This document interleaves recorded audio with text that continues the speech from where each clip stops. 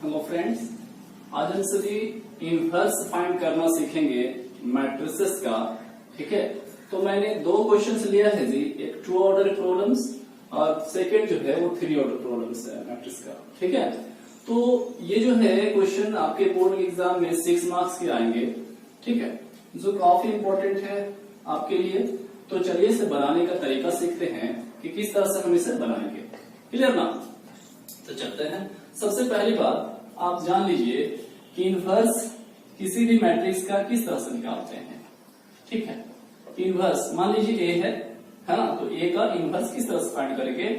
तो इसके लिए होता है formula one by determinant A into adjoint A. ठीक है, मतलब इनवर्स मुझे फाइंड करने के लिए डिटरमिनेंट का वैल्यू चाहिए और एडजॉइंट चाहिए। ठीक है, तो चलिए हम लोग इसको सॉल्व करते हैं। सॉल्यूशन में करेंगे। सबसे पहली बात ये मैट्रिक्स था, तो इसका सबसे पहले डिटरमिनेंट निकालेंगे। ठीक, तो डिटरमिनेंट निकालना सीखे हैं हम लोग। इसे इस तरह के सामने बदल दीजिए, 2 - 2 2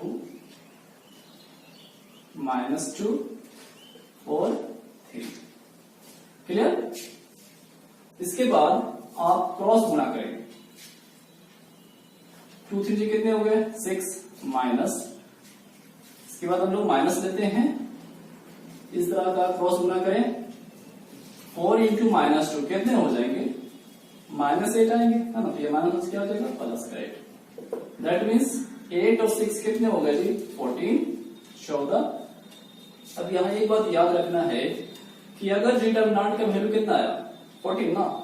ठीक है, ये वैल्यू क्या 0 के बराबर है? 14 14 को हम 0 बोल सकते हैं? नहीं ना, तो डज नॉट इक्वल टू 0 लिखेंगे। ठीक है, और जब डज नॉट इक्वल टू 0 आएगा, मतलब 0 नहीं आएगा डिटरमिनेंट की वैल्यू, ठीक है ना, तभी इनवर्स एग्जिस्ट करेगा, इनवर्स निकलेगा इसका। बस समझ रहा? ये वैल्यू नेगेटिव पॉजिटिव कुछ भी आ जाए, बस 0 नहीं आना चाहिए, तभी हम इनवर्स ऑफ मैट्रिक्स फाइंड कर सकते हैं। क्लियर? तो डिटरमिनेंट हमें फाइंड हो चुका है। अब हम बात करेंगे एडजॉइंट निकालने का काम। एडजॉइंट निकालने के लिए मुझे कोफैक्टर चाहिए। ठीक है, तो सबसे पहली बात लिखेंगे, let C be the cofactor.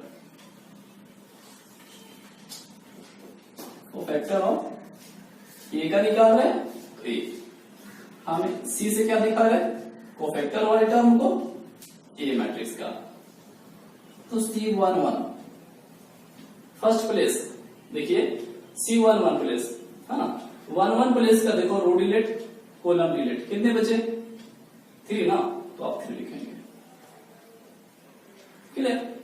एक बात और याद रखना, जब कोफैक्टर निकाल रहे हो, मैं ये शॉर्ट आपको बता रहा हूं, ठीक है, आप एग्जाम में इसी तरह से बनाएंगे बिल्कुल। ठीक है, दूसरी बात ये बता रहा हूं कि एक और एक कितने होते हैं? 2, है ना। ऐड करें इसको तो 2 मिलेंगे, है ना, 2, यानी कि इवन नंबर।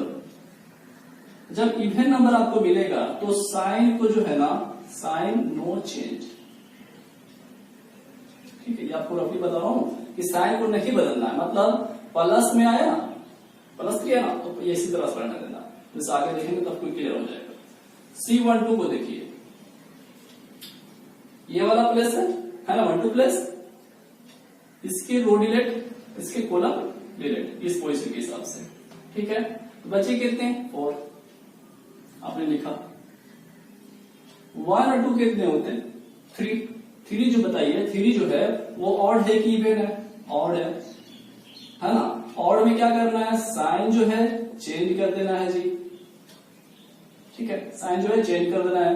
तो ये कितने? 3 है ना, 3 जो है इसमें साइन चेंज कर देंगे, -4। अगर माइनस होता तो उसको साइन चेंज कर देते, प्लस कर देते, सिंपल है। C21 की प्लेस को देखिए, 2 प्लेस, रो डिलेट, इसके कॉलम डिलेट कितने बचे? -2।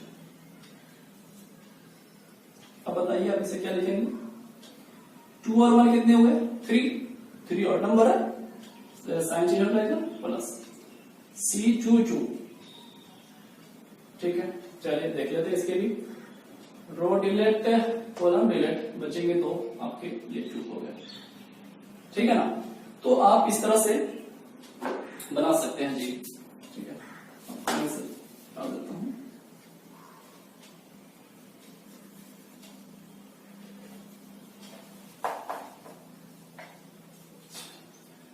इसके बाद इतना फाइंड करने के बाद, है ना, आप सारे कोफैक्टर को एक मैट्रिक्स में लिख लेंगे, है ना। इसलिए कोफैक्टर ए आपको जो मिला है ना, अब इसे हम इरेज कर लेते हैं।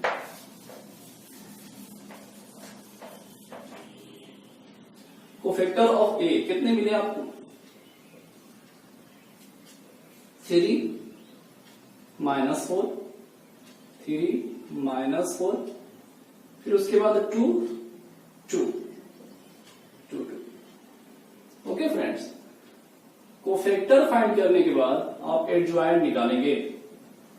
एडजॉइंट ए, एडजॉइंट इसी तरह लिखते हैं, इस तरह से। ठीक है, कैपिटल से नहीं लिखेंगे, याद रखना, है ना। इंग्लिश वर्ड लेटर जो होता है वो स्टार्ट करते हैं कैपिटल लेटर से स्टार्ट करते हैं, है ना। लेकिन हमें यहाँ मैथ्स में जो फाइंड करना है एडजॉइंट, वो स्मॉल लेटर से लिखेंगे। ठीक है, ये इसको ध्यान दीजिएगा। तो एडजॉइंट फाइंड करने का तरीका होता है कोफैक्टर ए का वैल्यू का ट्रांसपोज। ठीक है, कोफैक्टर ए का ट्रांसपोज। कोफैक्टर ए कितना निकला वो? 3 -4 2 2। क्लियर है? ट्रांसपोज का ट्रांसपोज आपने लिखा। अब ट्रांसपोज का मतलब क्या होता है?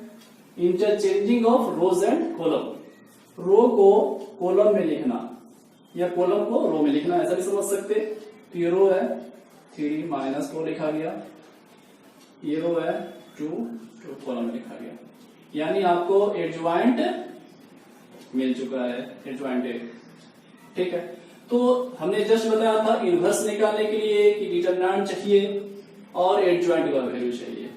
ठीक है, तो हमने डिटरमिनेंट निकाला। ठीक है, डिटरमिनेंट भी फाइंड हो चुका है यहाँ पे।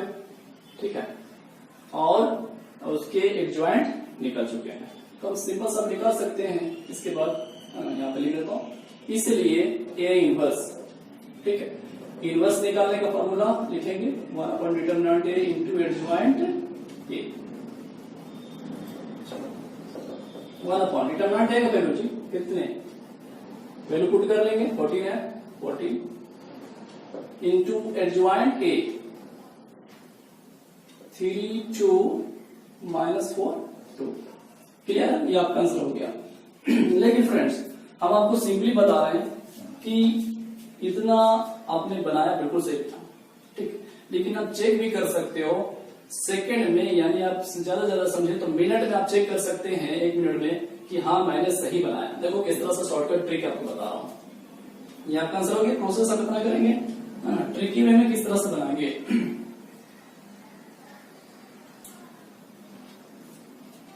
आपको क्या करना है, इसके प्लेस का वैल्यू चेंज कर देना है। देखो इनवर्स निकाल रहे हैं हम लोग, है ना, इसका इनवर्स नहीं फाइंड करना चाह रहे। इनवर्स निकालने के लिए मैं क्या कर रहा हूं, ध्यान दीजिएगा। इसका प्लेस वैल्यू चेंज करना, यानी कि 3 यहां लिखना, 2 यहां लिखना। क्लियर? और इस दोनों का साइन को चेंज कर देना है। तो -4 और ये प्लस का 2 होगा।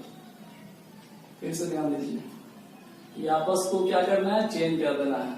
चेंज कर दिया, 3 को ऊपर ले दिया, 2 को यहां ले दिया। क्लियर? और यहां पर जो भी साइन रहेगा ना इस नॉन डायगोनल में, उसमें नेगेटिव साइन इंक्लूड कर देना है, यानी कि साइन को बदलना है। तो प्लस का 4 था तो माइनस का 4 किया, +2 था तो -2। ठीक, सीख जाएंगे तो आप फटाफट कर सकते हैं। इतना करने के बाद अब ध्यान दीजिए, इसको क्रॉस डिटरमिनेंट 2 3 6 माइनस होता है ना, 4 2 8 -8 आएगा तो +8 कितने आ रहे, 14 इसको बदलने का देखिए, वही आंसर है 1/14 1/14। ठीक है, 3 2 -4 1/14 3 2 -4। क्लियर? तो आप ऐसा बना सकते हैं 2 ऑर्डर वाले प्रॉब्लम्स को। ठीक है, ये चेक करने के लिए मैंने बताया था। ऐसा, ठीक है। क्या जहां से आप बच सकते हैं डिटरमिनेंट निकालने का, ये सब करने का, ये मैंने सिंपल सा बताया है। लेकिन आपको एग्जाम में जो है प्रोसेस इसी तरह से बनाना है, ठीक है, 2 ऑर्डर वाले प्रॉब्लम्स। ठीक है, हम 3 ऑर्डर वाले प्रॉब्लम करते हैं। Okay friends.